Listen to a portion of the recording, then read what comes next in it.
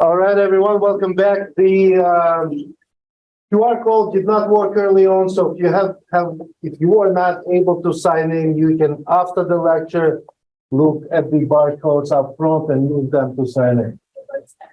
It should work now, yeah, but it's not posted. So again, this is our second M&M-Mars lecture for the semester. Today we welcome Rachel Wilson. She's an E-Town alum. She's a business leader.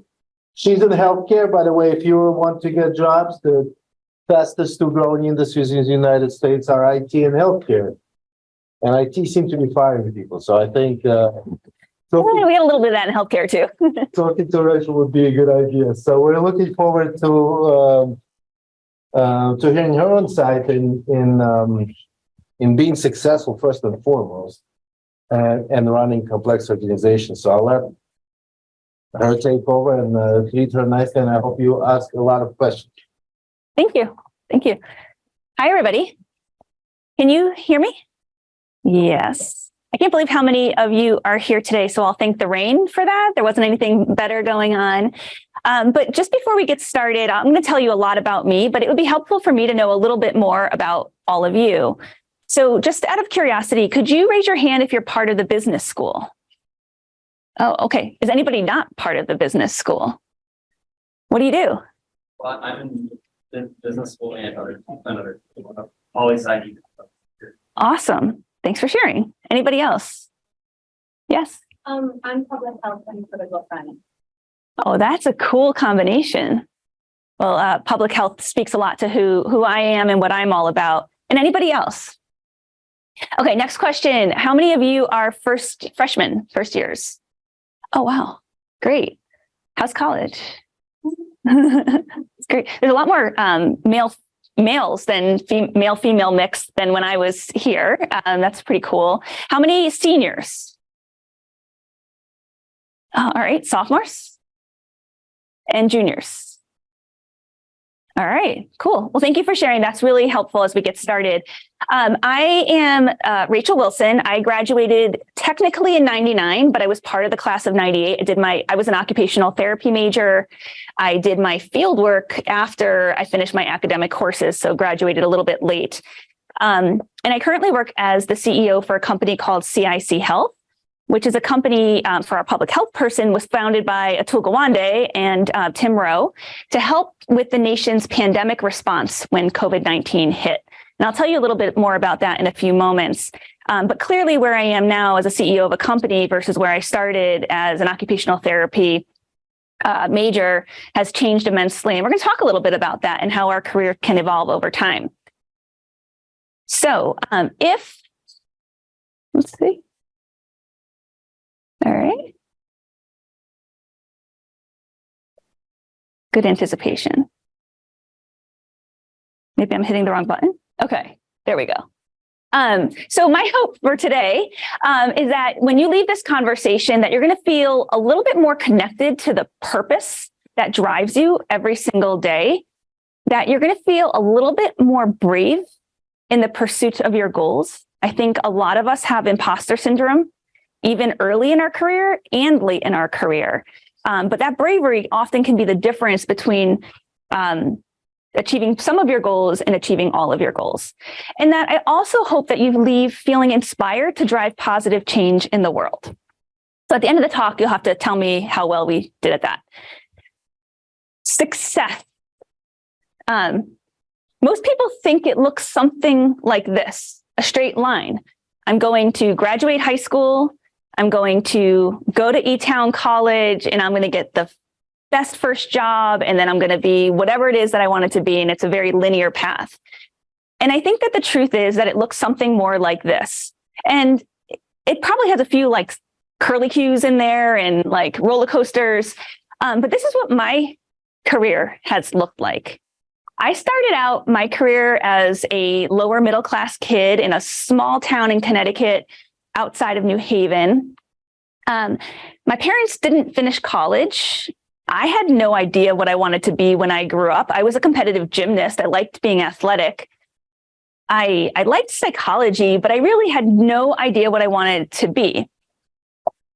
So what happened to me was I was pretty active in my local hometown. And there was this senior, I was a sophomore, who was just like the it girl. She was really pretty. She was smart. She had a handsome football player captain as her boyfriend. She was a cheerleader. She was like all the things, but she was also a really good human being. And she told me about her career choice, which was occupational therapy. And I had never heard of it. She went to Ithaca College. And she told me that, or she was going to Ithaca College, that this was a career choice that could help you help people with their emotional health and their physical health after an illness or injury. And it just felt so meaningful to me. And I so looked up to her, and she invited me to come visit her when she was a freshman. And I was, I think, a junior at that point in time. And I just fell in love with the profession. And so one thing I would just say to you is never underestimate a person in your life and the impact they can have on you. And never underestimate the impact that you could have on a single person. I highly doubt that this young woman in high school thought that she would be influencing the trajectory of my life, but she did in one brief conversation. So I came to college here at E-Town, studied OT, started out with some like basket weaving type activities and ended with like a class that got us to build our business skills. And for the first time in my life, I had spent most of my classes in bio and chemistry and anatomy and physiology. And I had one class towards the end of my my college degree where we got to learn about the basics of business. And I started to get a little bit of an itch then, but I wasn't sure what I wanted to be. So I graduated and I started out my professional career. Now, remember, I was a small town kid from Connecticut. Like we hung out in like fields for fun on the weekends. I went to college in Amish country, Pennsylvania. And then I moved to the Queens and worked in the Bronx. And that was a pretty cool, different experience. I would take a couple of different trains from Queens up to the Bronx. And by the time I got on the 4 line, which goes right by Yankee Stadium, I was one of very few people that looked like me. It was the first time in my life that I was surrounded by more people of color than people that looked like me. People from all parts of the world, speaking all different languages, practicing all different religions, valuing different things, thinking about different things, and living life in a very different way. And it was a very moving experience for me. I worked at a hospital called Montefiore Medical Center, which is a big academic medical center up in New York. And when I was working there, I was learning how to be an occupational therapist. I was helping people after they had a stroke or a hip replacement, be more independent in their daily living activities. And it was a blast. And I loved everything I was doing. But I also started to get really frustrated that as an occupational therapist, my job is to help people to live the life that they want to live, even after an illness or injury. And oftentimes that meant after having a hip replacement, I need to go home with some equipment, a specialized seat on top of my toilet, or equipment to help put on my socks. Or if I had a stroke, maybe I would need a hospital bed in my home. And not every patient that I cared for was able to get the equipment that they needed to go home. Not every patient was able to get into the rehab facility that they deserve to get into because of insurance, because of their ability to pay, any number of reasons. And I remember, I'm a little bit of a righteous person. That's probably not a great characteristic, but it's helped me to learn because I challenge things. And I remember getting into a little bit of a friendly debate with a nurse manager on a floor that I was working on about why couldn't I get my patient whatever equipment. And she tried to explain to me that that's because their insurance doesn't cover it. And I said, but you have a budget, figure out how to unlock those dollars for this patient. And she said something really important to me that I'll never forget. She said, but Rachel, you're caring about this one person, and that's really noble and that's really important. But my job is to care about populations of people. And if I use those dollars for this one patient, I won't be able to spend those dollars on other people. And so this still didn't make sense to me, but I kind of got it, but I needed to learn more. And so I decided, you know what, I think it might be time for me to go back and learn more. And so I went back to graduate school at the University of North Carolina at Chapel Hill, and to study healthcare. Well, I wasn't sure, healthcare policy or healthcare management. I started out as a policy major, realized that I wanted to be more on the ground where the action was happening, and so went into management. My goal at that time, and by the way, let me explain some of these peaks and valleys here. I had like no money, like growing up. I had like free lunch at school. Like I would borrow hand-me-down clothes. And I went to college, and the college was very kind to me. I got scholarships. We are very lucky to be E-Town members. The family does do a lot to take care of us. And if you have needs that aren't being fulfilled, please talk to your administration to see if you can get access to resources. They were very, very kind to me. And I went to school to be an OT, and I was making $45,000 a year. Can you believe it? Like that was like so much money. Like honestly, back then that was like so much money. I could buy clothes. I could go out to eat in New York City. It was like super fun. And then I went back to grad school and I had to pay for it myself. And like, I went from like working and having a job to being like a poor college student again. And I remember like selling my savings bonds that I had from when I was a child, like anything to survive. I want to point though that it went back up again. And I just think it's important to mention that to you all, because you're probably all sitting in different spaces right now. Some of you may have more means than others. Some of you maybe feel more optimistic than others. And just keep focused on what you're doing one day at a time. And life has a funny way in general of helping you to get where you need to go next. So I went back to grad school. And my whole goal was someday I'm going to be a manager of an occupational therapy department. I'm going to be the best manager of an occupational therapy department ever.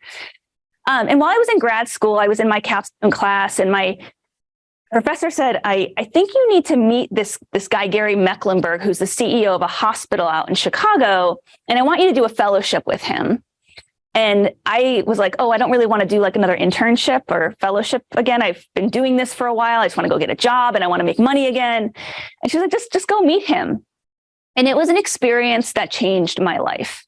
I'm going to come back to some of these lessons in a few moments. But what Gary taught me was to think big. Think big about the impact you can make in the world.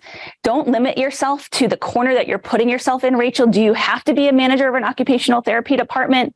Can we think about how occupational therapy interfaces with physical therapy, with finance, with our home care agencies? Can we think bigger about how the system works and the role that you can play in that? And so I came out of graduate school, and I did my fellowship in Chicago, and I took my first job. And my first job was as an administrator of an orthopedic service line at Rush University Medical Center in Chicago.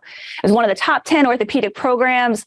Worked with like big name surgeons that were passionate about like helping people to be more independent in their daily living activities. And they were passionate about making money, and they wanted me to help them to do both. And it was a really fun experience. I went on and eventually moved to Boston, where I live now, and worked at a bunch of academic medical centers. My career in healthcare after grad school was mostly working in hospital operations, running a department. So running orthopedics, running surgery. I went on to run outpatient services for an orthopedic specialty hospital. And then a few years ago, I was the chief operating officer for an organization called Atrius Health, which is it was a $2 billion company with 800 physicians and about 750,000 patients. And our job, the way that organization got paid, was by taking risk in healthcare. And so any of you economics majors and business majors, healthcare costs 20% of our GDP. 20% of our nation's economy is spent on healthcare today. A ton of waste. And when we spend 20% of our economy on healthcare, it crowds out spending on things like education, things that relieve you all of the economic burden of getting higher education. It impacts our roads and our transportation systems. When we go to travel to other countries, we can see other countries far more evolved in technology and in transportation, and obviously education as well. And so I got very motivated around, how can I not just spend my career trying to make things run just a little bit better, but fundamentally transform it so that we can improve life expectancy, we can improve health outcomes, and we can do it at a lower cost. And so I decided that I was going to go to the startup world. Because being in these big name academic medical centers, like Harvard affiliated academic medical centers, just wasn't cutting it. And I wanted to have a little bit more freedom to experiment. And so during the pandemic, I had this opportunity to join this company, CIC Health, about 3 months after it got founded. And our whole mission is to prevent serious illness and suffering by taking proven public health interventions and scaling them to communities everywhere. Our mission wasn't to provide healthcare. Our mission was to prevent serious illness and suffering. Did anybody experience in your families and your friendships serious illness and suffering during the pandemic? Yeah, some of you probably lost family members. Some of you probably had family members who were very, very ill. Some people may be experiencing long COVID. Some of you may be experiencing those things. And it's been a very, very traumatic couple of years for all of us, socially, from an educational perspective, from an economic perspective. Our whole goal was to help minimize that. What we did was COVID testing and vaccination services. And I'll tell you a little bit more about that as we get going throughout this presentation. But you can see that I have a lot of peaks and valleys at that last section of my slide here. And that's because at various points in time, we would have 20 employees and then 3,000 employees and then 10 employees and then 4,000 employees. Because at various points in the pandemic, we thought it was going away. And then a new variant would come and it would get really crazy busy. And we'd have to scale up our business and we'd get quite small. I know you guys are business folks, so I won't get all healthcare on you. But what our business grew within 2 years to be a $550 million revenue business. We generated, our margins were about 25%. So we generated around $125 million of margin in just 2 years. So, and we did a lot of good. We touched over 10 million lives. And we helped to prevent spread of COVID in schools, in healthcare facilities, in prisons, in long-term care centers, and in communities. It was a really, really powerful experience. And now we're not post-pandemic. The pandemic is still here. People are dying every single day, but it's a different phase and we're figuring out what we're going to do next. But everything I have done to this point in time has prepared me to think about the problems that I want to solve. And I hope you'll look at your journeys in the same kind of way, that it's just every single one day at a time, one experience at a time. What is bringing you joy? Where are you feeling your purpose? How are you making impact? And what skills are you learning along the way that can help you to compound that impact over time? So, the thread that has carried me through from the very beginning is Elizabethtown's motto, educate for service. I don't know how much I thought about it every day, but there used to be, I was telling Marty from our advancement office that I remember there was a stone in the ground that I would walk by from in front of the High Library, I think over to Meyer, that's where we used to have our meals. And there was a stone that said educate for service, and I would think about it every now and then. And when I was preparing to come back to see all of you today, I read up on the origins of our motto, and our forefathers said that the pursuit of knowledge, the pursuit of higher education, what you are doing today, whether you're a first year or fourth year, is most noble when you use that education to benefit others. That's so powerful. Over time, there's this other question that's begun to nag at me. I went back and I looked at all the places that I've lived and I studied the census reports. And this is just a visual and you don't have to stare at it too much, but it shows every place that I lived, what percent of high school students graduated, what percent of people live in poverty, what is the median household income, and what is the percent of the population that's white versus non-white. And I'm not really sure I can figure out exactly what this graph says, but it does strike me, for instance, that the Bronx falls to the less optimal end in each of these measures, that Chapel Hill has the highest rate of high school graduates, but a significant portion of the population that lives in poverty. So what are the factors that lead us to having a more fulfilling and successful shot at life?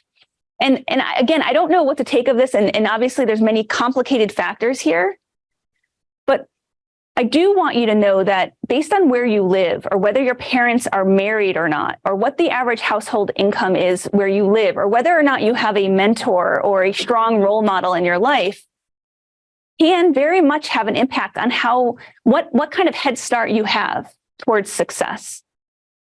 It's also important to know that the person sitting next to you also is experiencing those things. And eventually the people that you're serving, whether you're in a business, whether you're working in politics, whether you're working in healthcare, people are also experiencing those different levels of head starts. And for me, that's what motivates me. My why is that I want people to have longer, better lives. It doesn't matter if I'm an OT or a CEO. That why can still hold true, no matter what job it is that I do. And so I would ask you to start thinking about that. So I told you about that nurse manager, right? When I was an occupational therapist, my focus was on serving individuals and their families. When I became a healthcare administrator, or healthcare executive working in these hospitals, my job was to serve the populations of people that I was caring for.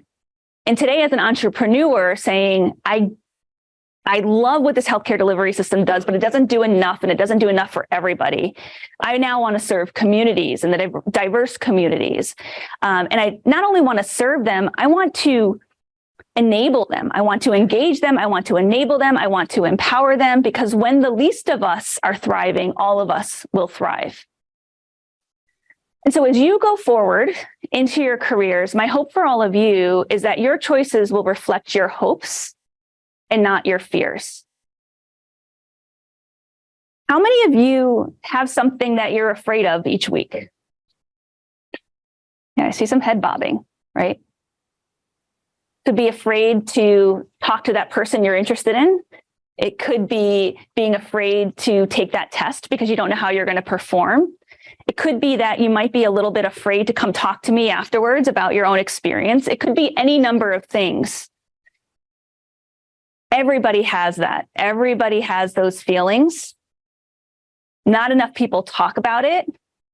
My hope for you, as Nelson Mandela said, is that your choices will reflect your hopes, not your fears. Don't let your fears get in the way of what you do. So I was asked to provide you with advice on career progression. I think, I've been told that I've had a very successful career. I feel like I've had a lot of success, but I still feel like I have a lot of room to grow. So I will share with you my top 10 pieces of advice based on where I am today. If I come back in 5 or 10 years, I might have a little bit different advice, but let me start here. Before I do that, actually, does anybody have any questions so far? Okay. All right, cool. Do you guys know this guy? Simon Sinek? No? Okay. He did a TEDx talk. I forget where it was, but look up his TEDx talk. It is one of the most inspiring things. I actually made my poor husband, who's back there, watch it with me twice this morning because I wanted to hear it again in preparation for this talk. But he said something very important in this TEDx talk, which is that people don't buy what you do, they buy why you do it. He uses the example of Apple. You guys have heard of them, right? I see some devices around here. I've got several on me. He says that most companies know what they do, right? They manufacture computers, as an example. But he said what Apple does right is that they start with their why. Their why, Apple's why, is to challenge the status quo, to think differently. That's part of their mission, their vision. What they view their job to do is to challenge the status quo. How do they do that? They do that by creating elegant devices that are easy to use. And what they do is create computers and other types of hardware. But their why, the way that they engage their engineers, their business people, their product designers, is that like what we're all about is challenging the status quo. So I would ask you guys now, this can also be applied to individuals. People won't buy what you do, they'll buy why you do that. People will follow you by why you do what you do, not what you do, what you do. Okay? So how many of you, and professors can close their eyes or something like that, actually know what you want to do when you graduate? Okay, that's about what I expected. So about maybe a third of the classroom knows what they're going to do when they graduate. How many of you know why you chose the major that you chose? Okay, almost everybody. Does anybody want to share your why? Why did you pick your major? What was compelling about it?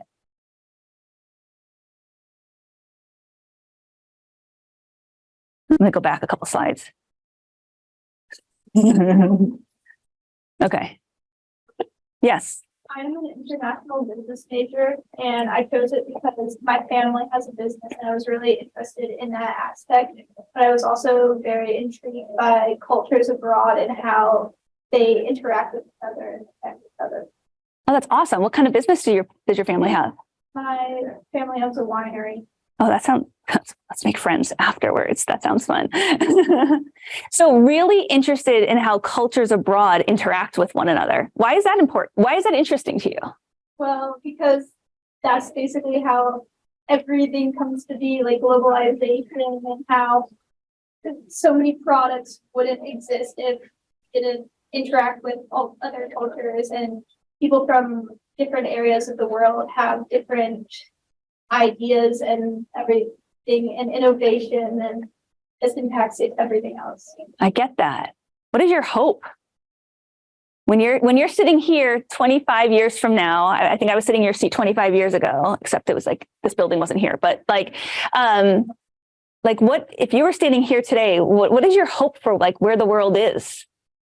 Well, definitely something like with climate change, like I want that to not be a huge of a problem, but also that things are more, I guess, environmentally safe, and I don't know. Yeah.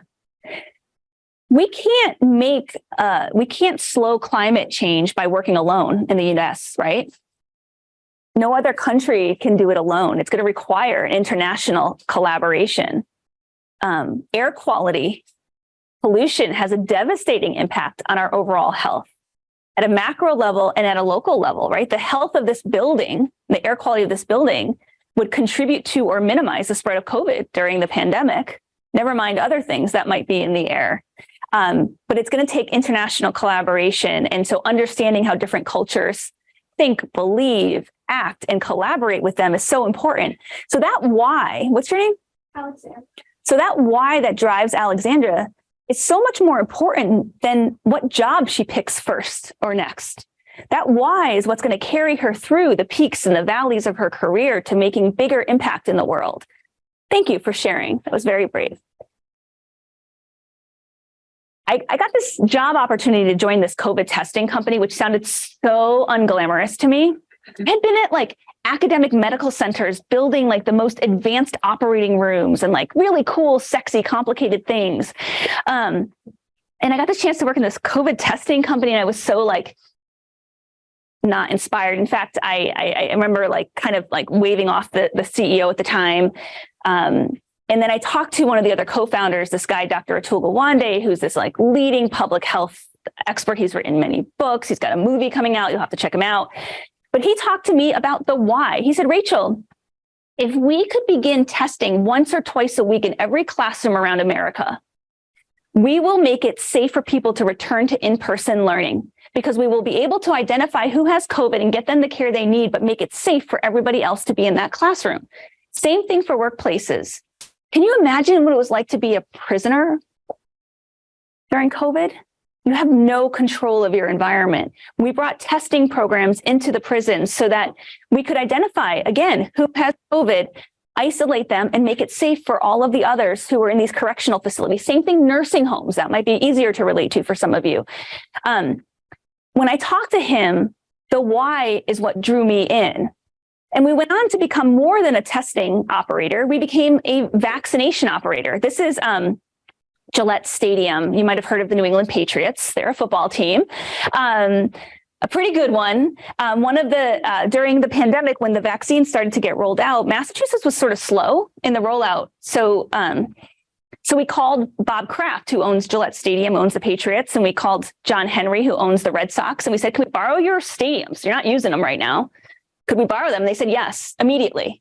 And we were able to get on the phone with the governor, and they agreed, and we opened up mass vaccination sites. And I know, like, probably for some of you, tested COVID is we don't probably want to talk about it. And some of you may have mixed feelings about vaccinations and things like that. But that first day that we opened, we cried. Because if you remember back to the beginning of the pandemic, when we were like washing our groceries and like not sure if we could touch each other or be in the same room, that first vaccine, like all of a sudden you felt like you could maybe live again. And it was just such a moving experience.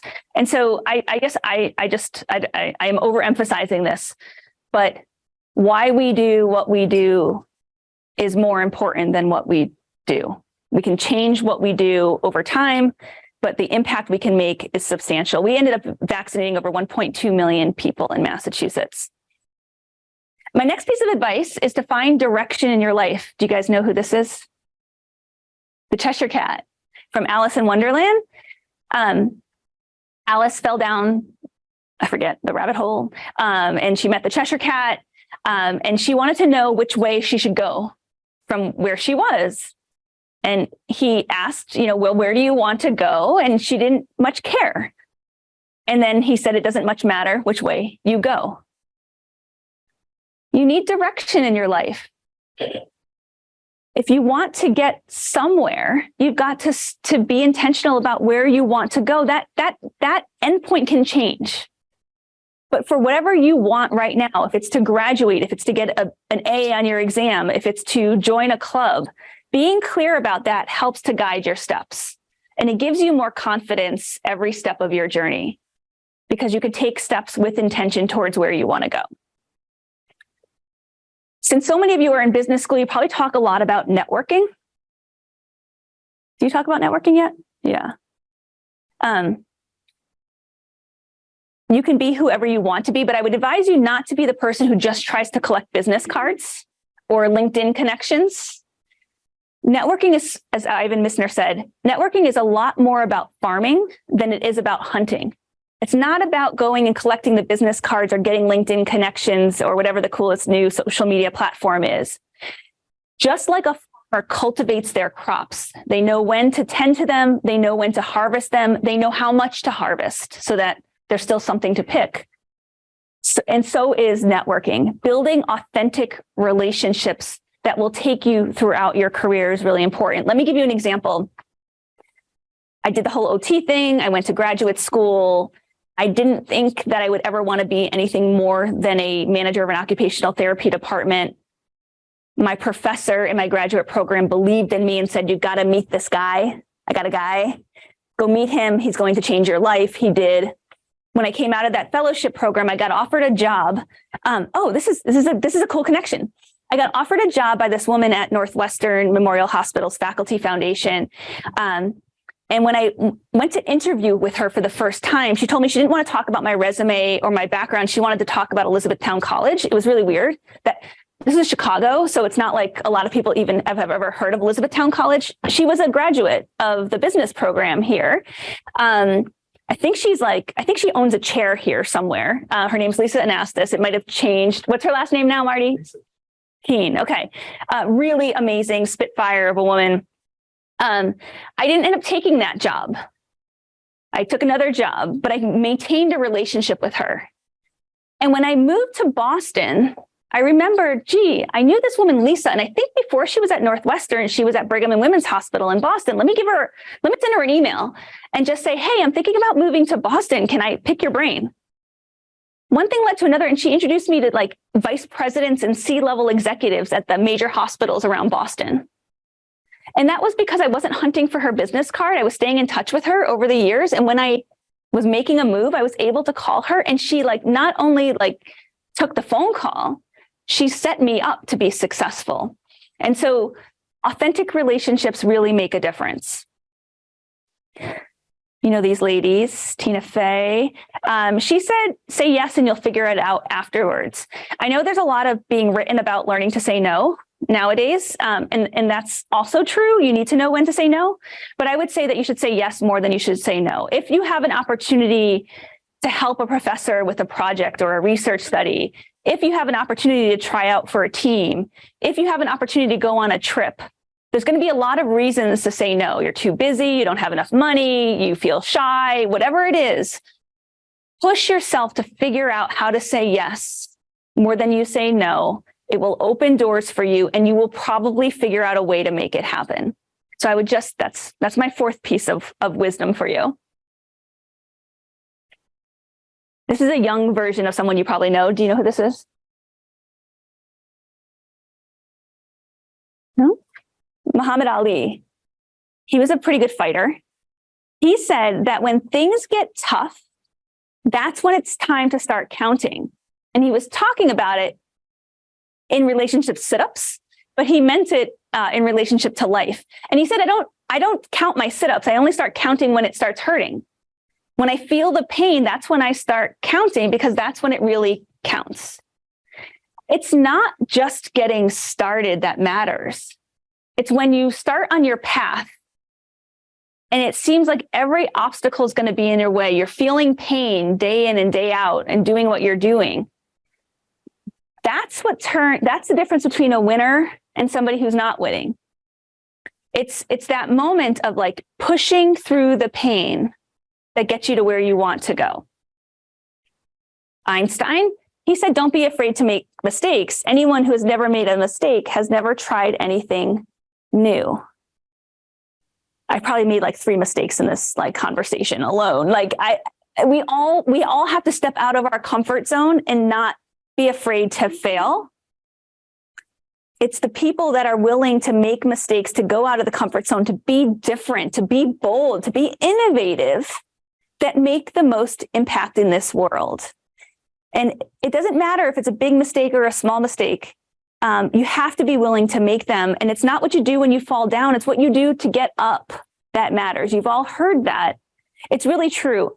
And I would say maybe a secondary piece of advice on this is maybe surround yourself with people that embrace making mistakes more than people that don't embrace making mistakes. I've worked in places that making a mistake is like not pleasant. And that's okay. You learn from those experiences too.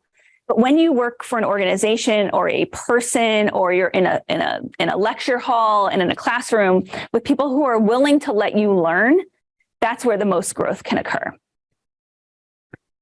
This is Bill Gates. He said to be a pioneer of the future and not a prisoner of the past. Do you guys like ever watch Jeopardy?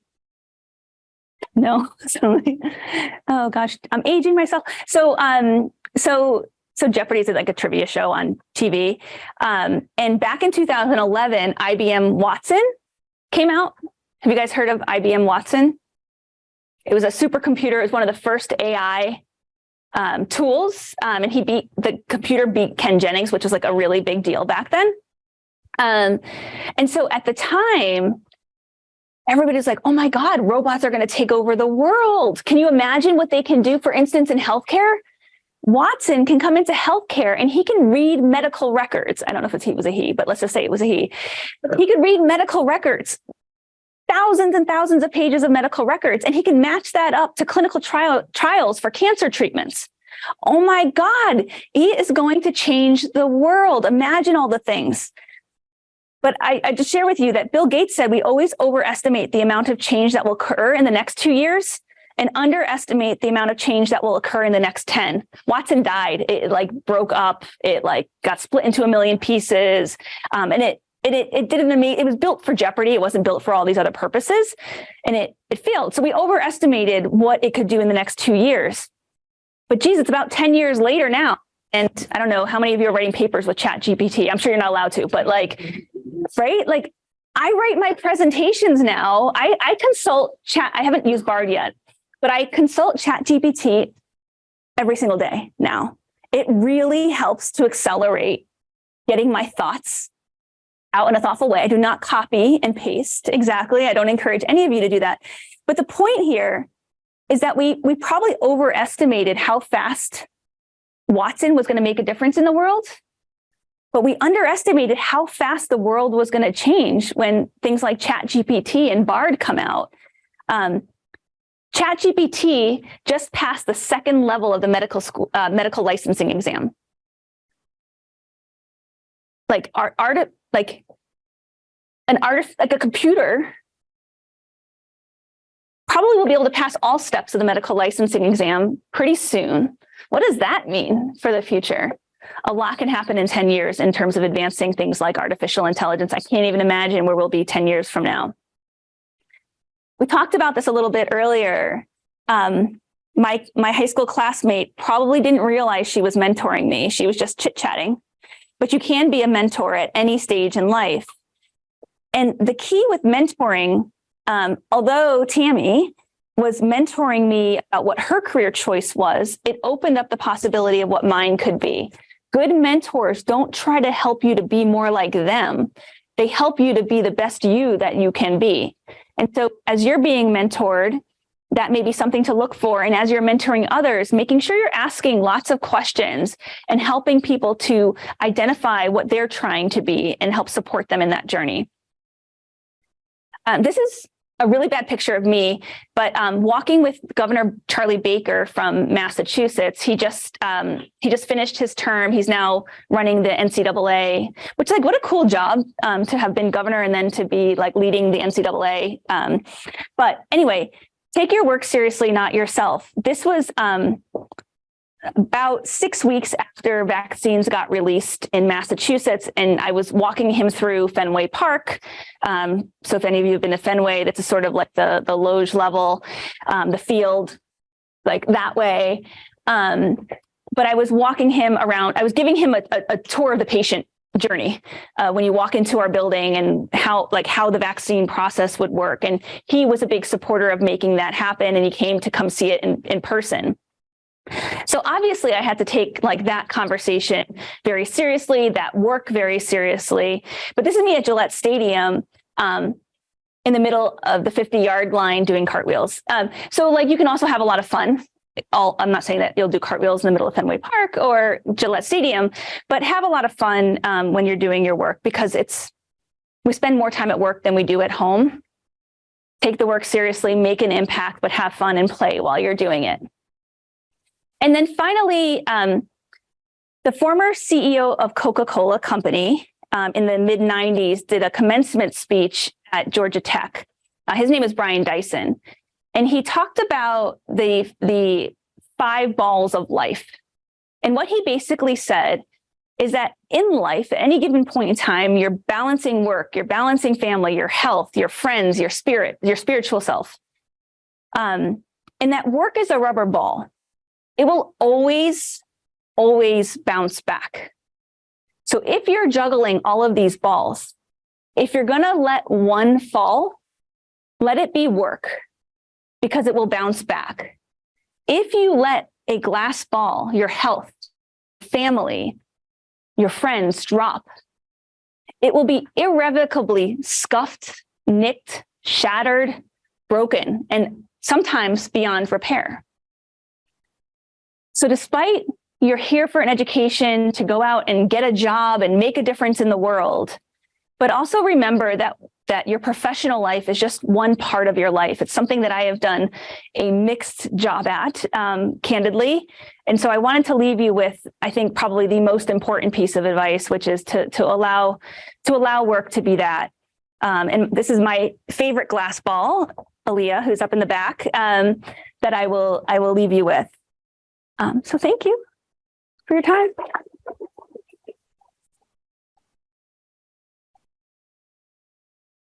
They told me I had 45 minutes to talk and then a handful of minutes for questions and answers. Does anybody want to share any thoughts about the talk or ask any questions?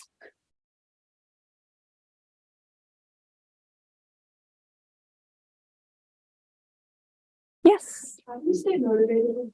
It's been so stressful, like the past 10 10 years, especially in COVID. I stay motivated. I think most of the time I wake up not thinking about my own feelings and thinking about what I'm doing it for. And so I've had, like, it's exasperating, the bureaucracy in healthcare and how we get paid. And there's a lot of reasons to find the delivery system, like, I'll use a polite word, messed up. As a user of it, as well as a provider of it. And I think it's just this like irrational, like relentless belief that I can somehow make it better. And that each day there is still somebody on the other side of the table that's using something that I deliver, and I have to do better by them. And I don't know, maybe it's like a little bit of nervous energy of like, I've got to do something better for that person, because it could be my mom, it could be my brother, it could be my niece or my nephew. I've got to make sure it's better. But I have found it a lot. I got a new energy when I left the hospital world. I thought I had to be in this hospital world. Like that was where the cachet, the pedigree, the professional renown would be. And when I went up to the startup world and became a vendor more than a provider, it freed me up and gave me a lot more energy, that like thinking that like, just because I was taught it was always supposed to be a certain way doesn't mean that it will have to be. And this environment actually allows me to try things that others wouldn't. So sometimes it's about finding the right environment and people to be around too. Thanks for asking. Other questions?